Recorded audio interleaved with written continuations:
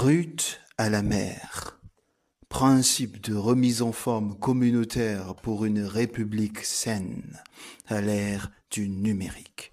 Un projet porté par l'association Fitness Wellbeing. Je suis le docteur Kamgang Arthur.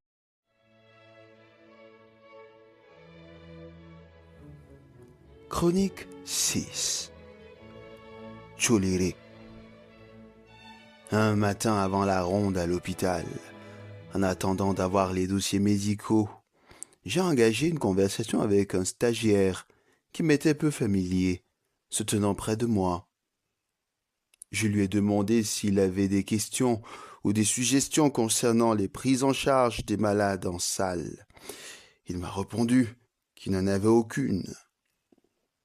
Étant quelqu'un d'impatient de nature, je me suis senti frustré d'une part, et d'autre part, étouffé par mes élans de laïusseur, mourant d'envie de raconter mes délires scientifiques et philosophiques à quelqu'un.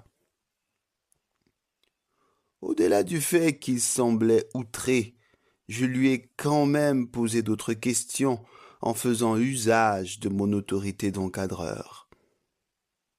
Qu'est-ce qui t'a motivé à te lever du lit le matin, jeune homme?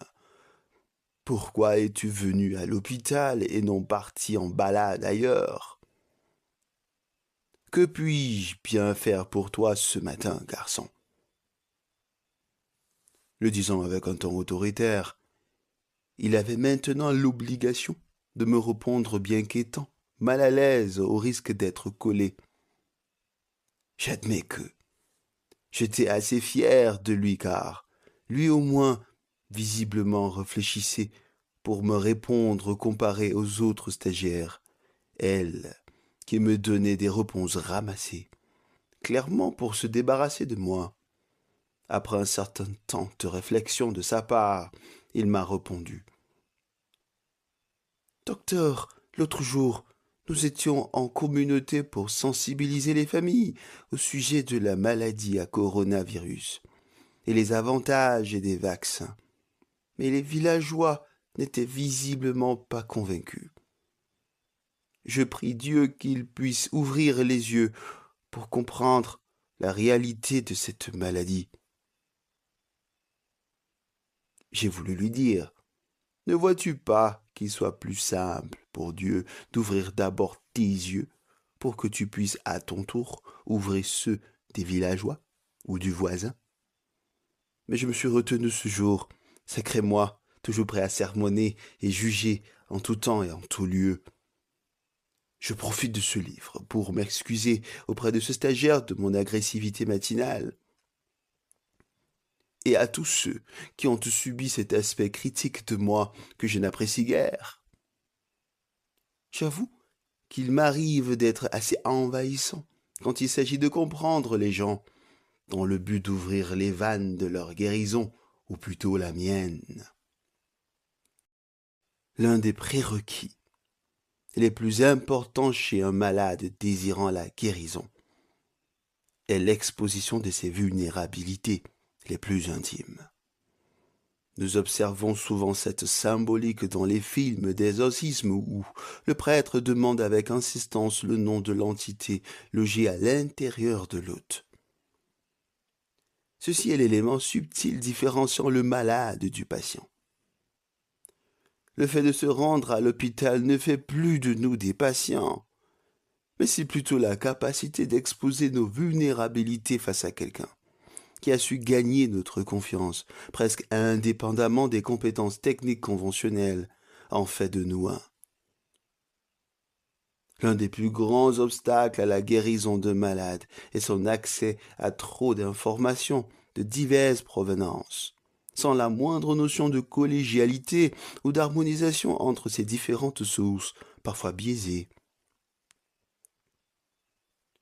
Ce phénomène s'est encore amplifié avec les facilités de communication numérique, rendant possible l'accès à 3 médecins presque simultanément sans la moindre coopération entre eux. Cela est tout comme la politique d'approvisionnement du bébé en lait maternel.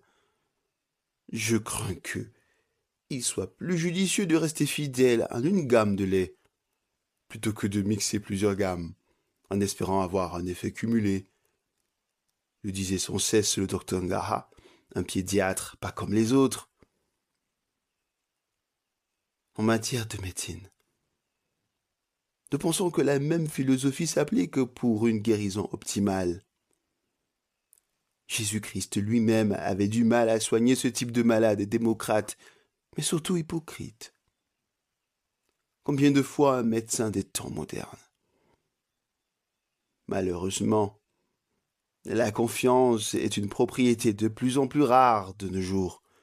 Par conséquent, la tâche la plus difficile de médecin contemporain est de pouvoir faire articuler la vérité de la profondeur de l'esprit du patient, non plus avec acharnement et brutalité comme ces techniques antisubversives des colons envers les maquisards, mais plutôt avec une délicatesse absolue, telle une Charlotte Dipanda ou une caresse Fotso. Cela demande beaucoup d'intégrité, d'autocritique et d'humilité, de souplesse de la part du soignant pour établir une telle relation. Chers auditeurs, nous avons pensé qu'écrire un livre, c'est une façon polie et moins invasive de partager un message tout en minimisant les offenses. En d'autres termes, vous convenez avec nous qu'il est plus facile de fermer un livre quand on en a marre que de repousser un encadreur, ou plutôt une autorité, surtout dans notre contexte. Vous risquerez de vous retrouver à Choliré. De prime abord, nous tenons à nous excuser pour certaines expressions qui vous sembleront étranges, voire même inappropriées dans ce livre, car nous vous avouons que ces idées émanent principalement de notions décrites en langue anglaise. Ce livre est divisé en chroniques inspirées du plan classique de l'observation médicale. Chaque chapitre contient un certain nombre de principes animés par des histoires d'ordre personnel comme professionnel, mais aussi de science et de déduction politique pour davantage huiler la compréhension. Si ce livre vous parle, nous serons ravis de greffer votre histoire aux précédentes, en toute confidentialité pour les prochaines éditions. L'objectif de ce livre n'est pas de le finir, mais de l'utiliser comme support de réflexion, afin de comprendre la dynamique de la santé et du bien-être en République. Lisez-le une première fois. Pour l'apprécier ensuite, lisez-le de façon méditative, car il résume assez bien un certain nombre de principes thérapeutiques de bien-être et de performance, bons à commémorer de temps en temps. Et avec un peu de chance, vous y êtes.